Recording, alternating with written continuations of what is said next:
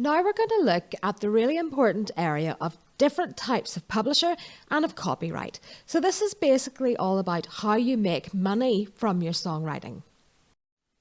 Money in music comes from rights or from copyright, and there are two different types of rights in regard to each song. One is the performance rights, which in America is known as the publishing rights.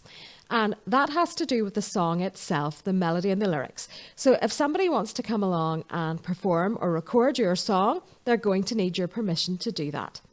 Then there's the mechanical rights, known as the master rights in the US, and they're to do with the recording of the song. So if someone wants to license your song and use it in a movie, they're going to need your permission for that. Or when your song is streamed online or when it's bought on iTunes, through the mechanical rights, you should be being paid royalties.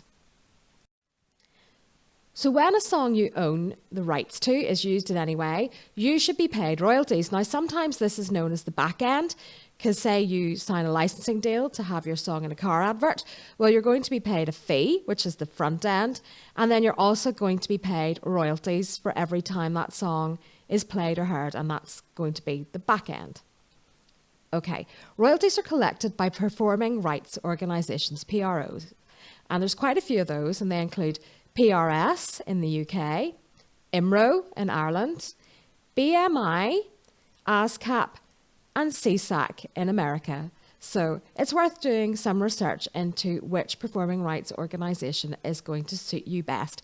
But if you're out gigging a lot, or you have songs up on YouTube that people are listening to, on SoundCloud, on Spotify, then you're really doing yourself out of money if you don't sign up with a PRO. Okay, so now let's look at the types of publisher. We'll start with a traditional publisher. They aim to make money from your music, and in return they will ask for a share of your copyright. So you will be signing over a proportion of the rights of your songs to them. You'll often sign those rights over for 5 years after the contract is over. So you have to be sure that this is a company that you want to work with, who is going to do the best for your music that they can. They'll try to monetize your music in various ways, including seeking licensing placements or syncs, and placements with artists, which are referred to as cuts. They collect your royalties from your PRO for you and pay them to you. So production libraries, that's an area where some people are doing very well at the moment. You can place your music in a production library, which is usually on a non-exclusive basis. So in other words, they don't own the right to your songs, but they make money by taking a cut of the fee. Companies who are looking for music browse through the production libraries, and hopefully they find yours and they want to pay to license it. Different companies offer different terms in relation to royalties. But as with any other kind of agreement or contract with a publisher, it's best to run it past a music lawyer before you sign anything. And in the UK, the Musicians Union offers a contract advisory service. Music licensing agency. Now, they differ from a production library. They offer exclusive or non-exclusive contracts, but they proactively go out to try and find placements for your work.